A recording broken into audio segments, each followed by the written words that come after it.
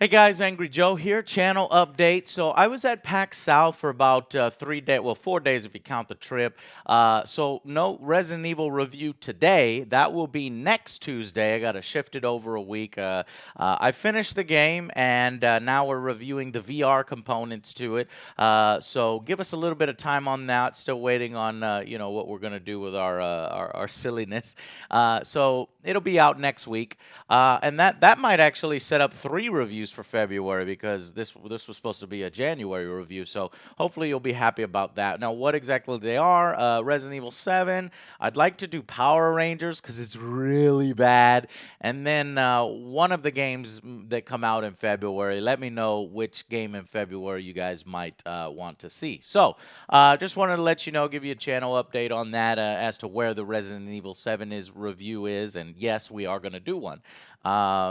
If we can get that done. So, basically, I guess I'll tell you since I've got you here, my impressions of PAX South and what I saw there.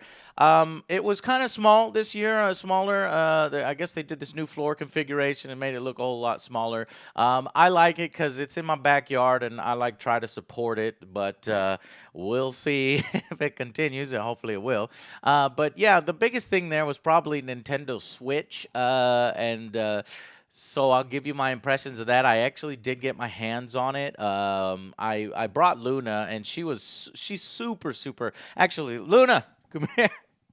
She's super into Nintendo, so it'll probably be a good perspective here to get somebody who's really into Nintendo and somebody who obviously isn't. Yeah, so we went over there into the Nintendo area and got our hands on it. So, what do you think of the Nintendo Switch? I love it. Of course.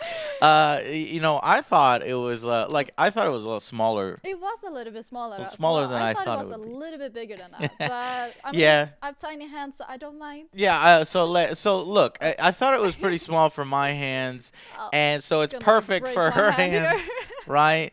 And I have small hands as a guy, so I was a little concerned. Basically, when the two Joy-Con controllers are attached to the machine, it feels fine. It feels good. That was the best. Yeah, That was that's the best definitely the best. configuration. I'm not worried at all about the handheld mode. I think the handheld mode is going to be great. Now, for me, I'm never going to play on handheld mode.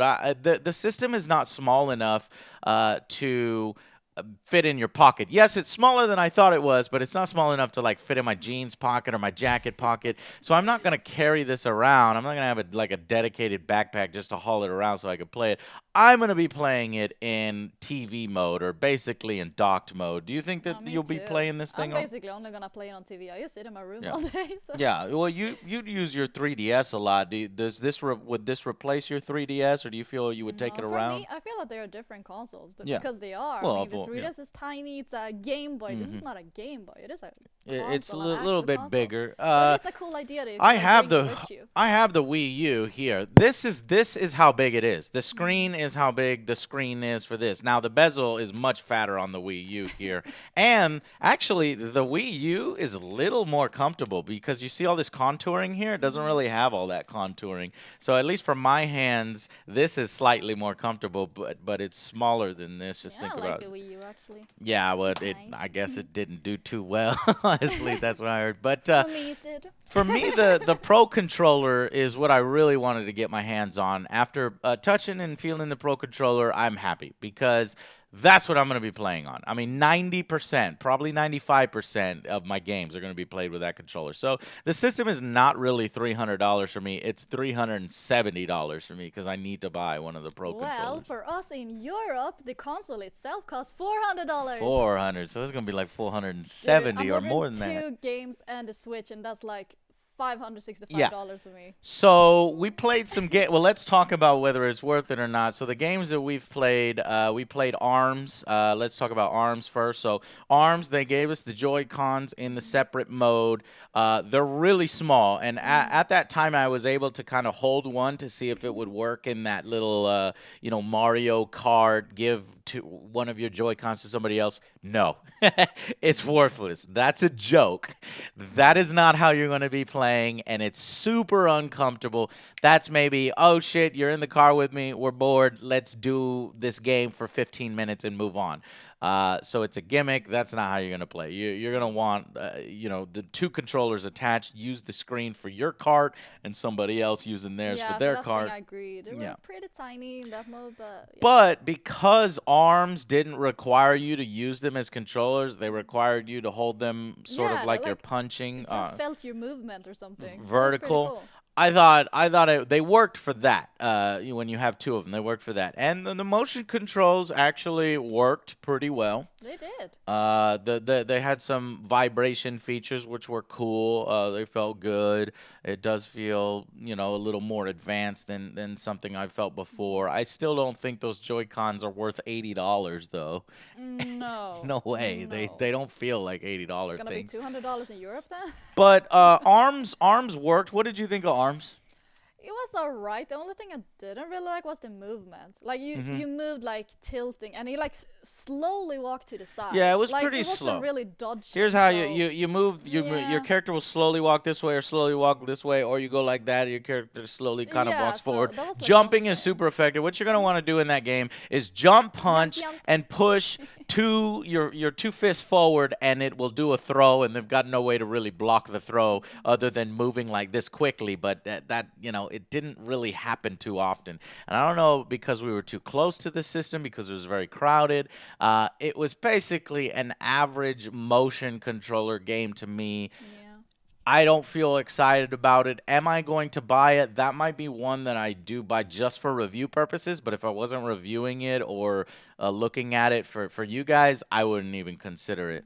What about Bomberman? Bomberman is awesome. It reminded me so much of an old Bomberman game that I played with a friend on PC, like when we were tiny kids. It was amazing. It did that seem... was my favorite game on everything that was at PAX South. Yeah, that did seem, aside from Zelda, but that was in a different area. But we never got to play it. Yeah, so the Bomberman, I think Bomberman might be a little overpriced for what it is, because you're gonna and it's really only relevant and fun if you have multiplayers, multiple people. And when you think about that, I'm probably the only one of my friends besides you that are gonna buy a Nintendo Switch. So and I don't really feel like paying for an online service just to play Bomberman online. Yeah, I'm probably not gonna get it, to be honest. Yeah, even though I love it, but you so need friends. That's not really a game it's fun, but it really should be priced like $30. Then I'll probably be interested in it. But at full price, I'm not interested in paying for online to play against other people to lay bombs down next to them and run away. Not my thing. They also had the other puzzle games set up there. It's pretty interesting. Again, not my thing. I played Street Fighter. You watched me play Street Fighter on the Pro Controller. That's where I got most of the time on the Pro Controller. It's Street Fighter, but I already have like all the versions of Street Fighter. I really don't need another version of Street Fighter. And again, the problem of playing online comes into play after the month free. Then I don't really feel like, so that's another title I'm not gonna buy. And then there's the 1-2 switch thing where you have these mini games that it worked pretty well. It's one of those games though that I would show off if I have my family come over. Like if my dad came over or my grandma came over. It's like a party game. Yeah, it's definitely a party game. Yeah, if you got some people over to drinks, you whip that thing out. But after playing 1 or 2 or 3 times of the mini games, I don't really feel compelled to replay them or like, yeah, let's play 1-2 switch. Nah. So that really only leaves Zelda, and that's kind of what I knew. So it's kind of daunting to think that I'm going to be dropping like $400 to $500 if you're looking at getting accessories and additional controllers just for Zelda. So my initial worries about that is still founded, especially for people who have tighter budgets. It's kind of a harder thing to ask for. So it might be that a lot of customers wait until there's a lot more titles. Wait until, in addition to Zelda, there's Odyssey, Super Mario. There's the Mario Kart where they showed that had the battle mode. That I looked am so pretty cool. excited for Mario Kart. I Yeah. really, really want it. She's super excited. Thinks it's gonna sell like hotcakes, right? No, I'm not sure about that, to Okay. be honest, because I remember that not too many people were hyped about the Wii U, and I feel like people are kind of doubting the Switch because the Wii U wasn't so successful. So I'm not sure about it. I would personally say like wait until there are more games released. I'm just getting it straight away because I need it. Yeah. I need it in my life. My impressions is that you But, should yeah. probably definitely wait until there's more games. If you're on a budget, if you have the money to splurge, obviously you're going to be first in line to get it. But if Nintendo has another misstep with Wii U, it's going to be, and this is another Wii U situation where they can't really get some good games on it, it's going to be in trouble. But I think that it's powerful enough and it's exciting enough that developers are going to jump on board, and I think it won't be a repeat of the Wii U. Now, part of the reason why is because it's on the cheaper end, and eventually we're going to get price decreases on it, and that's really going to help it out. When it yeah. gets to the 250, 200 range, I mean, now I think it's going to sell, like hotcakes, and Nintendo might start printing money again. If they were more blind and sold this thing for even more, like 400 or 500, then yeah, I think it would have tanked. But Worth it. but still, for her to have been worth it. But yeah, all right. So that's my impressions of the Nintendo Switch that we got to see at PAX South. There was a lot of cool indie games, so I'll probably be doing a lot more videos on indie games, at least the ones that I saw there upcoming. So please be patient for the reviews that are coming out this month, and we'll have some videos for you later on in the week. Some more game previews, a let's play, a promotional video, and a movie review, and maybe even a board game thing that I bought at PAX South, which looks pretty cool. Yeah, we gotta try that out. Yeah. Looks So fun. okay, we'll see you guys on the next Angry Joe Show. Bye, guys. Bye.